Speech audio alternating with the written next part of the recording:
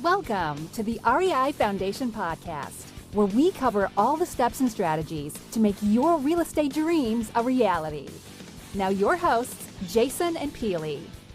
So do you fix and flip houses or invest in real estate or just want to get started doing so? Well, Alpha Funding has you covered with fast, flexible, and reliable service and rates starting as low as 8.99%. Fast closings, no tax documentation or bank statements required, no prepayment penalties, seasoning, or minimum draw requirements. Alpha Funding, the softer side of hard money. To get yourself pre-approved today, go to alphafunding.com or call 732-657-2014. Well, hello again, and welcome to another edition of the Real Estate Investing Foundation podcast with Jason and Pili. Pili is out there making it happen with kiddos in real estate today. So you are stuck with Jason, but you're in good hands because we are absolutely excited. It's been a long time coming. Super excited to have Ivan Barratt on the show. Ivan, how are you? I'm doing great. I would have canceled ahead of time had I known Pili wasn't going to be here. I didn't know I was going to get you. Yep. Yeah, exactly right. I give no fair warning. I jump on the show myself, and you guys are stuck with that cancel. No, I'm happy to be here, Jason. Thanks for having me. I've been looking forward to this on my calendar now for a few weeks, and just happy to be here, and hopefully I can deliver some value to your audience. Good. Well, I know you will, and here's some more about Ivan. Ivan is a multifamily unit owner and syndicator who specializes in FHA and agency finance projects, and since 2015, Ivan has raised nearly $60 million in equity, acquired 2,500, and grown Barratt Asset Management to best-in-class, vertically integrated asset and property management firm. Today, his focus is on his time on equity finance, acquisitions, and company strategy. And currently, his companies manage well over $250 million in assets, comprising of nearly 3,500 units. Wow, that's a great story right there. And for us, Thank you. We have great feedback when we talk about multifamily properties. But a lot of times, we get to that point, it's overwhelming for people to just look at that today and see it. Why did you get started in real estate? What was that first step that led you down the path? Yeah, that's a great question. And, that path started a long time ago. I'm pretty lucky. I had a dad, have a dad. He's an attorney, and he owned a lot of rental properties growing up. And one of my favorite overused jokes is that when my brother and I were 6 and 7, you couldn't turn your parents into child services for making you perform various manual labor tasks. So we were his landscaping arm for several summers before we smartened up and got paper outs. And so that was my first taste. And, he did other things. He was very entrepreneurial by nature, but was a solopreneur. Gave me Rich Dad, Poor Dad, was at 1996. I was just graduating high school. So I had always had this taste for real estate and thought, Jason, why would you want to get a real job? Why wouldn't you just own a bunch of income property, sit back and watch the rent checks roll in, right? I could be lazy. And so that was the initial attraction. And I always wanted to own big assets. But it started with one duplex, house hacking it, living in one side and renting out the other. And as a young, early 20-something kid, fresh out of college with a fancy business degree in real estate, finance, development, law, and valuation, I thought I was pretty hot stuff, and actually got sidetracked in development for almost 8 years. And thought I was going to be a big-time developer, and had a great mentor, some great teachers. And then 2007 happened, and everything changed. And that ended up being the single biggest gift of my early adulthood career. So thankful that happened to me at such a young age, because I would be that big hat, no cattle real estate developer. And if that had happened 10 years later, I would have been smoked, man. No question. So that forced me to start over. I was a few $100,000 in debt. I owed a lot of money, and I had, piling up expenses every month because it had all been based on these projects that were going to hit, right? So it's financing my lifestyle. And at the time, my wife was my girlfriend. I'm trying to convince her to marry me, and she's like, you're a few $100,000 in debt. Would you marry me if the tables were turned? That was a really tough question to answer. But I did dig myself out of it by doing whatever I could. and started a property management company out of my spare bedroom, and really grew that by managing assets for other people, all small investors, and in single-family homes, townhomes, landlords by necessity, anything I could get my hands on where I didn't have to carry a gun. And I was everything. I was the leasing agent. I was the maintenance coordinator. I was the collector. I was marketing, advertising. I was everything. And then I started hiring people and figuring out how to scale that to where we're at today.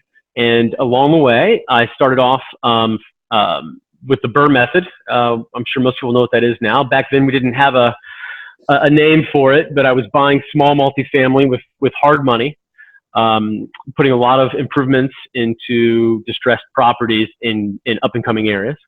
And then I would refinance and do it again and keep them. And so over time, I actually became my own biggest client and continued to grow into larger apartment communities.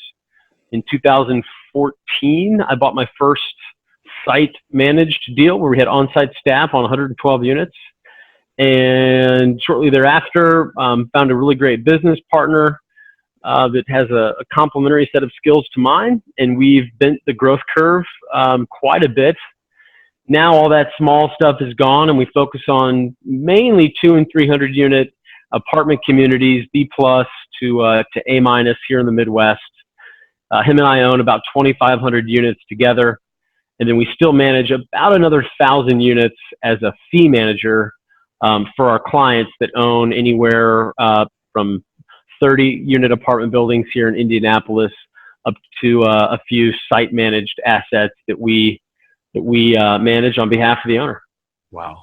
So I'm excited because there's so much we can dive into here that's really going to help everybody. So yeah, I'm going to jump back to development and looking at that stage in your life when you got into it. What were some of the key takeaways going forward that if someone is, in that phase where they're in development now, that could help them possibly course correct and keep themselves out of a potential spiral?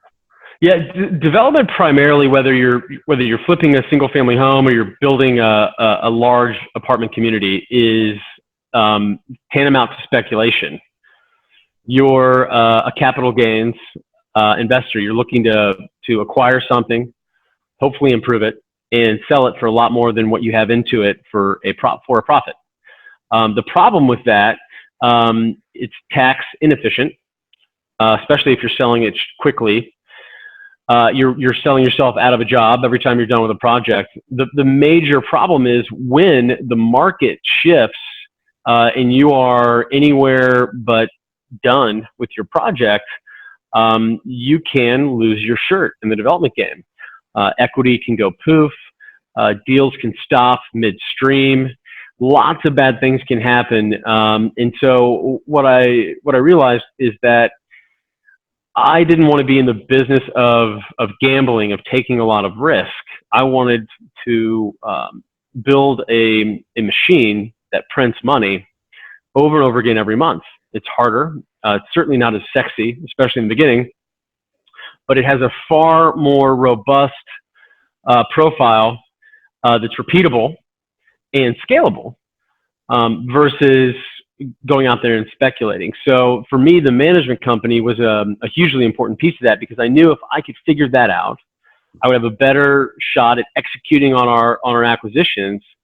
But it also gives me a high measure of discipline, because I don't have to buy a deal or refinance a deal or sell a deal to make payroll, which allows me to continue to build a bigger and bigger team that can do many of the jobs that we have to do today, many of the responsibilities that I frankly suck at and have no business doing. And as you know, and you're a father and a husband too, being really successful in business is not the only category I have to score high in. I've got these other things that are equally, if not supremely, more important as a report card on success. Being a good husband, being a good father, being physically fit, and my business has to fit into that versus the other way around. And that's really why I started the business and decided.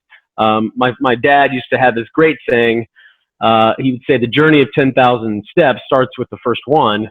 And, like most young, stubborn adults and teenagers, and going back to when I was a kid, shut up, Dad. Like, I've heard that 1,000 times. And then it dawns on me one day, as I'm sitting around trying to figure this whole thing out, stop being too good to do a small deal. Stop worrying about, oh, how am I going to get a big deal done? I just need to get the journey of 10,000 units started, right? I got to go from that duplex to just one more deal. Then I'll figure out the next one. And that goes into my advice that I give people all the time is don't look at the mountaintop. Just figure out how to get one freaking foot in front of the other. And if that means you got to go out and buy another duplex somehow, some way, go do that. Then worry about the next deal, right? I've had people ask me questions. Well, what happens when when I can't qualify for Fannie Mae loans and I'm out of my, my 4 loan limit or my 6 loan limit or whatever the limit is today? I'm like, well, how many deals you got done so far? I got the house I live in, right? 0. Like, well, go do a deal. And when you hit the 4 limit wall, then figure out the next step. But until then, stop looking up at the sky and get your nose to the ground and get a deal done, no matter what size it is. Yeah, it's the action, right? The action, any action is better than no action at all, because any action. Absolutely. Yeah. Yeah. Do you remember Dave Lindahl? He's still around doing stuff. The godfather of multifamily education. He was screaming at me through those CD courses that I listened to 100 times back when I started. Start where you're comfortable. Just get started. And so my next deal that I bought was a 3-unit multifamily POS in an up and coming area where I suspected that if I put a lot of money into it, I could get higher quality residents. Love it. And, you said something there. It's so true, is that, your business has to fit in with your life. And so many times we get just defined by our business that we forget about that. And it almost becomes that our business defines us. So if, for any point we have some course correction and our business is taken away or our job's taken away, we almost lose our identity. And it's a point here where if you can understand that these other important factors, that's what life about. It's not about just, okay, I have, X amount of, units, or I make so much as a doctor. That's all just part of the series of life that's going with everything else. And as you've had this mindset that your father has some really great points to, and you had this point where, you had this downturn, and you're really candid about, 2008, 2007 in the debt you're in. What was the mindset goals that you used to really just push yourself ahead? Because a lot of people would fall down and say, well, I gave my best shot. I guess it's not for me. Yeah. My mentor at the time, who I went through that crash with, was a very conservative real estate developer. So he came out of it, unscathed. He didn't make a lot of money in those years, but he was very conservative and really started pumping the brakes early. And he was is still to this day. I'll buy him lunch any chance I get. A big influence for me. I still back to my dad. They're both father figures to a great extent, literally for one.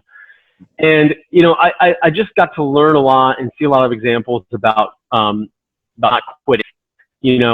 I was never the fastest or the smartest kid in school, but I always, once I picked something up, I usually could lock it in better than most. So I was always a little bit of a late bloomer. Once I had it, I usually got it better than others. And so I had to learn at a really young age, through lots of failure, to just not give up.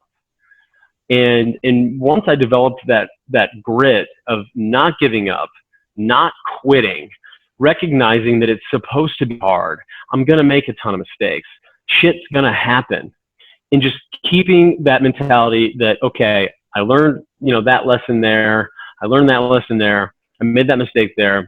Here's how I'm going to change it. Here's what we're going to do tomorrow. We're just not going to give up. This formula works. I know I'm on that right mountain. I just got to keep putting a foot in front of the other, even after I stumble or fall down or get backtracked or sidetracked for a little while. I know I'm on the right mountain. I just got to keep climbing. Yeah, that's awesome. And noting you've started your property management company, and that allowed you to really just grow yourself into the company you are today. If people are not at that step where they have a property management company, noting the other side as a property management company, what are some of the key factors that they should look for in a third-party management property management company?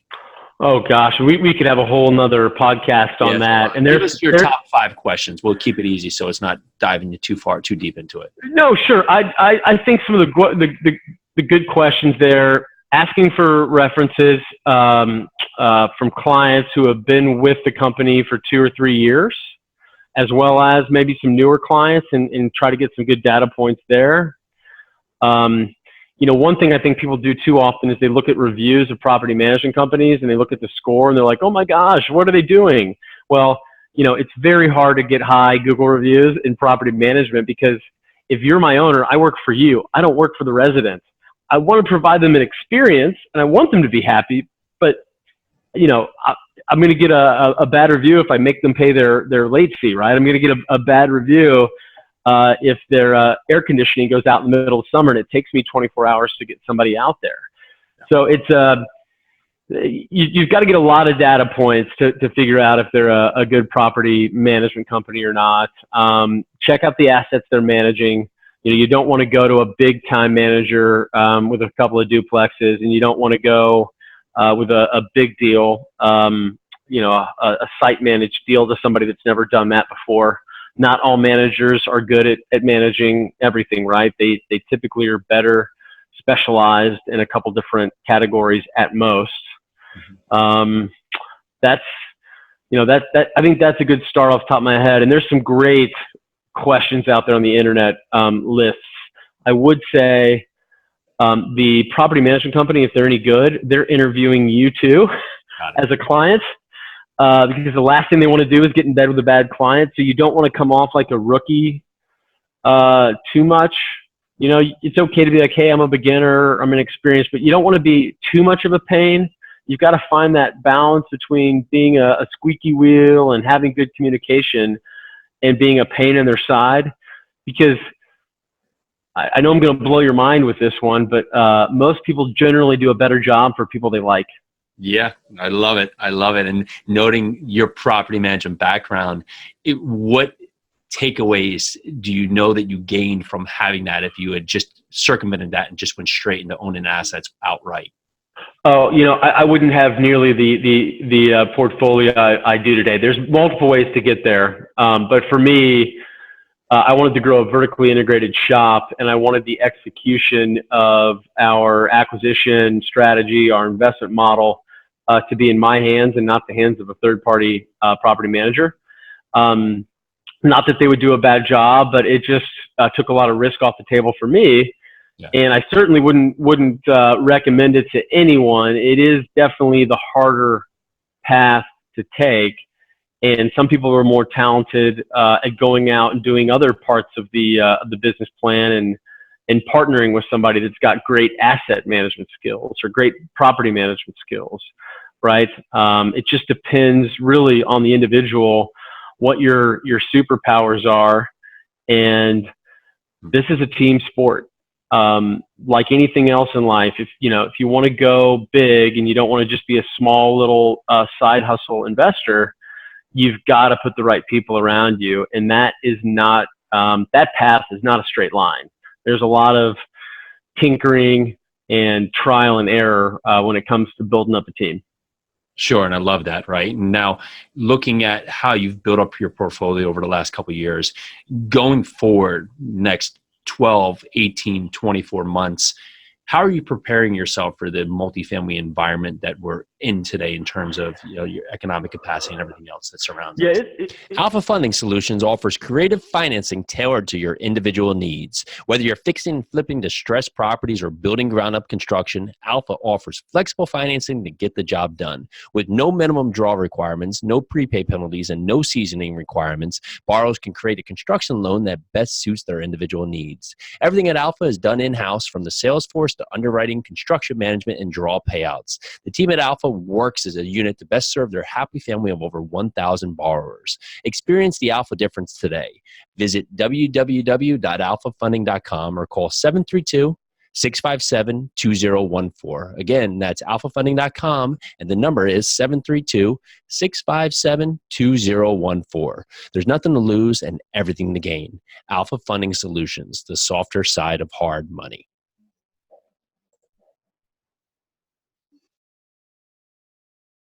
Economic capacity and everything else that surrounds us. It's a really tricky environment out there right now. We're raising large amounts of capital. We're on a crazy hiring spree the last few months, expanding our asset management and executive team here at HQ versus staff on site at properties we acquire. The toughest part about the whole thing right now is finding an actual deal that makes sense. For us, we pivoted to B+, A- assets that already have really strong in-place cash flows that we're typically finding off market where we can get a really strong return with less risk. We're seeing a lot of C properties overbid right now to where the achievable returns are less than they should be for the risk that's being taken on the execution of that asset. So I had this question the other day from an investor, and he said, hey, well, what's your strategy in all this right now? Where do you think interest rates are going? What's the Fed going to do? What's the economy going to do? So my answer is, I predict that this party is going to go on for a while. I don't think it's going to stop and we're going to have a crash, maybe even for another couple of years. But I play the game as if the party is going to stop in 5 minutes. So when we get an asset, we're prepared to hold it for 7 to 10 years, if not more, and we inform our investors of that. If you don't think that you want to be in this deal for 10, even though we're going to shoot for 5 to 7, but if you need the money back in less than 10 years, don't do the deal with me. And we're financing these deals with longer term, lower interest rate locked debt now. Now, what that does is I have to wait longer before I refinance or sell. In some cases, it can be more difficult to pull cash out along the way. But what it does is it sets this floor on my risk. Because remember, firmly implanted in my DNA is what happened in 2008. And what really happened is everybody that had short-term capital and they had to roll it over or sell, all of a sudden, when no one could roll over their debt and everyone has to sell, it creates this great buying opportunity. But a lot of people, lost businesses and houses and marriages and, went poof, right? Yeah. And so by managing our maturity risk with longer term debt, healthy debt coverage, even though my minimum in most loans these days is 125, we're typically looking to do debt coverage around 150 or more going in. That takes so much risk off the table. And what a lot of investors out there that your audience might be talking to or looking to raise capital from, a lot of investors are, no matter what they say, end up being value investors when it comes down to it. They don't want to lose money. And so if you can help be an allocation in their portfolio where they've got very, very little chance of losing capital, they're okay with a little bit less of a return. Mm-hmm. If you can truly almost eliminate that downside risk. Obviously, you can't guarantee it. Now, is that one of your decisions from moving over to a fund? And if so, how have your conversations grown with investors as you've made this switch from straight syndication model to a fund? Yeah, so for us, the fund model, it just lengthens my capital raise period. And I think a better characterization of it would be called a multi-asset PPM. So right now we've got a deal, it's $18.5 million. The equity raise is $5 million. We'll put in the first $1 million and we'll raise $4 million into the fund. And then we won't raise another dollar until we're getting ready to look for deal number 2. So the fund can continue to go up as we buy more deals. And if you put in 100,000 or $1 million, eventually your funds are spread out over however many assets go into that offering. And because of the track record I have, once I explain what we're doing with our investors, most of them have been a hell yes for the fund because it gives them a measure of diversification. both geographically and on an asset basis. And, if you look at my last 5 deals, 2 have been home runs, 2 have been at or around projected, and 1 has been a little bit below projection. So by spreading that capital out over multiple assets, you've got a higher probability of a higher return, and you've got a lower risk profile. So on Wall Street, they would call that finding alpha. Yeah. And that's what we're doing there. And then we're pairing that with very particular kinds of debt that we have access to on those large deals. So the fund is going to be a great product for our clients on an ask-forward basis. I love that, right? And it still speaks to your model about how you're preparing for, you don't think the show is going to stop anytime soon, but you're preparing like it is every day. And that fits. Oh, sure. That fund can go up to 50 million. And I'm telling all my investors, listen, if we can't find enough deals that I am putting in writing in my offering that very specifically fit our stability fund, our low risk, nicer assets, then we may close the fund out, a year from now at 20 million, 30 million instead of 50. If I find a big, heavy value add opportunistic deal at a return that doesn't exist today, because there's too many people overpaying for that stuff, that wouldn't go into my fund. I can still go out and raise for a single asset. The fund is a very specific mandate. Howard Marks, one of my favorite investors, love his new book, Mastering the Market Cycle. At this stage of the cycle, it's my main job to be really freaking careful. So if there's an investor now who is maybe doesn't have the track record that you've put together, right? And at this point, maybe has done a deal or 2 syndication models. Do you think transitioning to a multi-asset PPM is a more advanced step, or do you see it as more of a risk-adverse step right now? Raising that first fund is going to be a little bit more difficult. You've really got to have a lot of trust built up with your investors. New investors are going to be maybe a little reluctant when they hear the F word, fund. So you really got to explain, how it all works. There's lots of different kinds of funds out there. We're making ours as simple as possible, because the confused mind says no, right?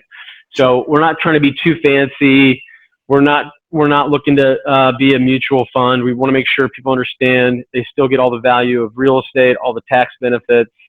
It's just a way for us to put a few more assets into a single offering, spread the risk, grow the return.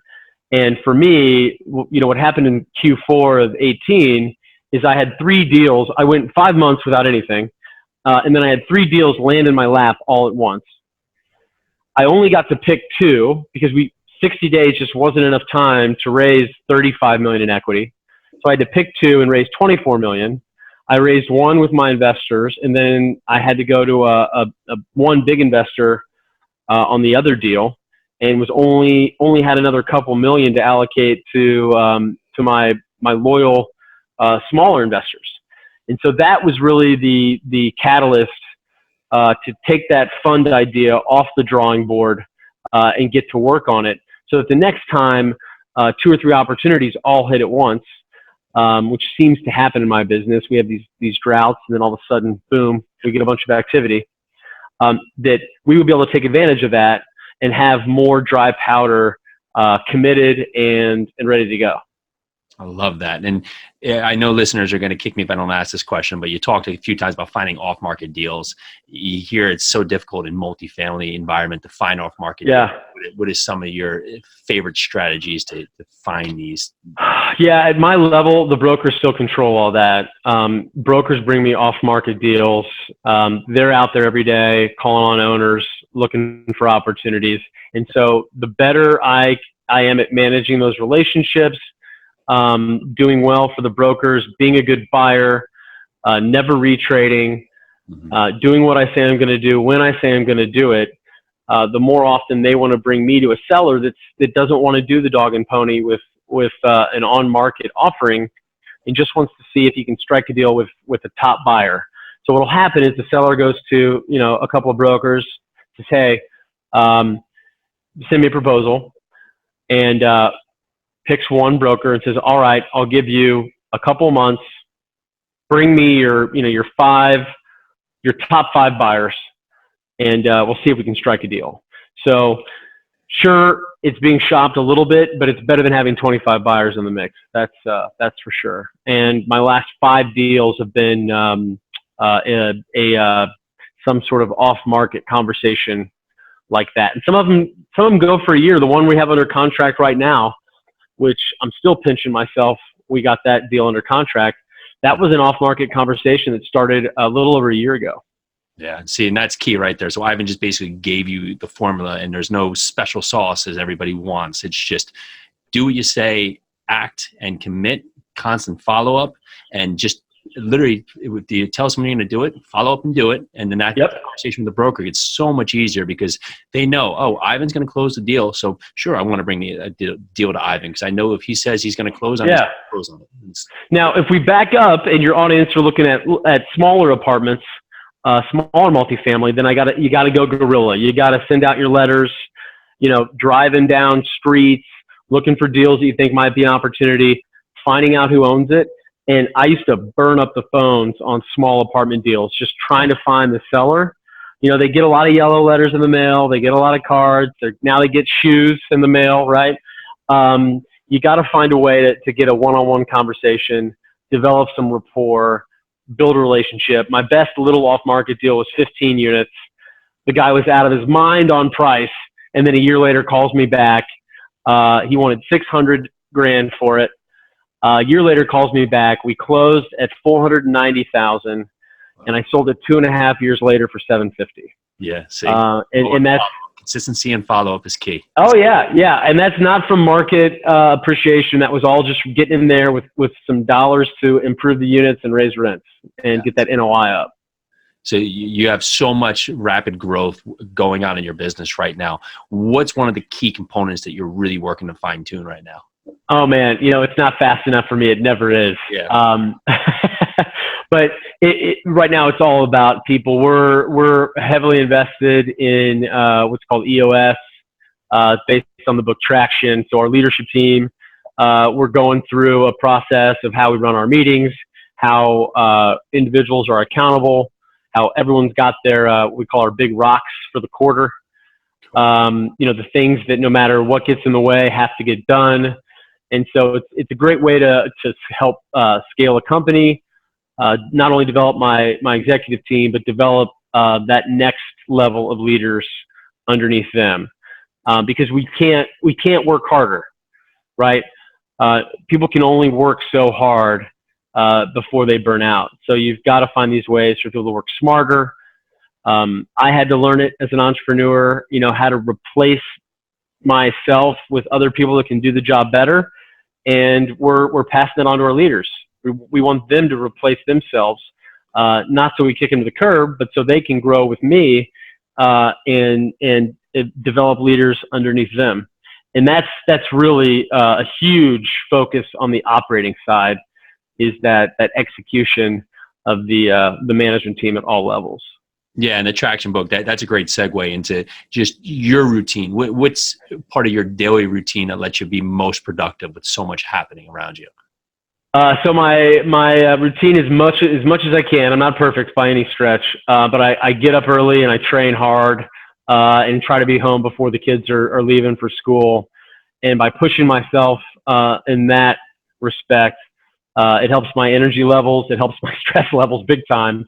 And, pushing over here in this one thing, physically and mentally, helps me push over here in business and life. And, real estate and owning an operating company, it's a lot like working out and getting fit, right? You don't get a 6-pack on a Saturday doing a really heavy 3-hour workout. It's reps over and over again, little by little, doing the right thing every day, just a little bit. Has serious momentum when you put time into the equation. Yeah, I love that. And is there some words that you live by, whether personally or in your business? Oh man, I get made fun of because of all my different sayings and platitudes, but a couple off the top of my head, again, never give up, ever. I usually drop an F-bomb in that one in certain audiences. And this one keeps rolling around in my head a ton lately. Bruce Lee, quoted it, and I love it. It's don't pray for an easy life, pray for the strength to handle a difficult one. And I think that right there really resonates with me and how I try to live my life. Yeah. And be an example for my family. Yeah, that's great, because usually an easy life leads to disappointment, right? And so for that point, it's up to that point of you don't feel comfort is an illusion. Yeah. So if you're looking for comfort, I got some bad news for you. Yeah, it's great. Well, if there's someone new that's on their, we'll call it their multifamily journey, just starting out, what's one of the key components or let's say that's the key steps they could take today to start down their journey? I've got this conversation all the time come up with people, and most people are at that fork in the road, right? Where am I going to be an operator or am I going to be a passive investor? And there's a lot of people out there that should stay passive because there's something else that they're really good at in their life that they can grow an income stream, and then they can invest that with sponsors like you and me that are doing real estate, right? And because they don't want a second job. They don't want to be a landlord on the weekends. They've got wives, they've got kids, they want to travel, right? Yeah. But I'm going to answer that for those operators out there. For those operators, you know who you are. Again, don't give up. Don't quit. Once you realize that there's going to be challenges, creating a team, managing people, man, that makes real estate look really freaking easy most days. But you got to figure it out. And there's no manual that you're going to read that's going to solve that. You just got to try, learn, pivot, tinker, make errors, and course correct. And so if you truly want to do this and you don't give up, you can be successful.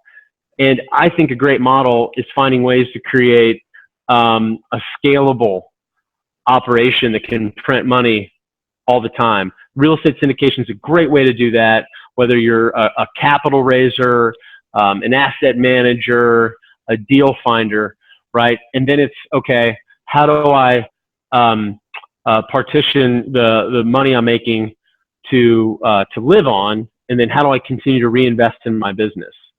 So for the young guys out there, young gals out there, I have nice clothes and a nice car and a nice house now. But when I first got into this business, man, I was buying shoes at Walmart, looking for the bargains, saving every dollar I could to get this thing going.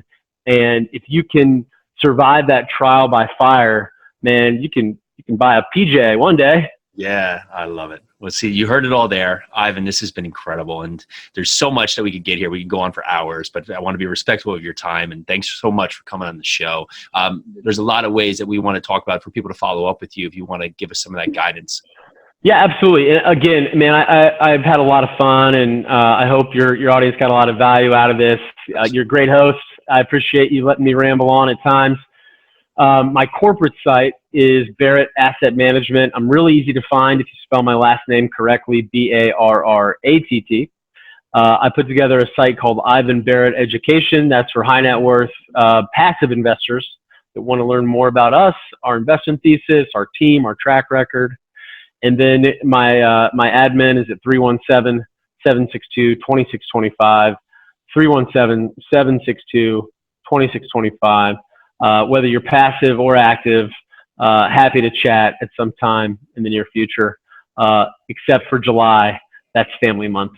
Family month. I love it. We'll have you back on and talk about breaking out that family month. That's incredible. But there were so many key takeaways today about your development stages and the key takeaways you had from that, keeping yourself up during the downturns and how you created a viable property management company that led you to really be able to grow your own asset management firm into over 2,500 units and another 1,000 units that you're managing for others, and just your growth and how that growth now transitioned from syndication to multi-asset PPM. It's just so many takeaways today. Thanks so much for your time. Really appreciate having you on.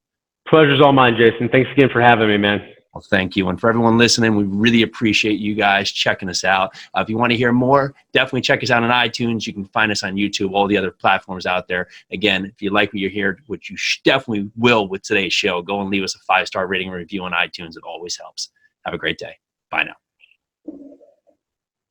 Thanks for tuning into the REI Foundation Podcast. Check back next time for more awesome tips and strategies to launch your new you in real estate.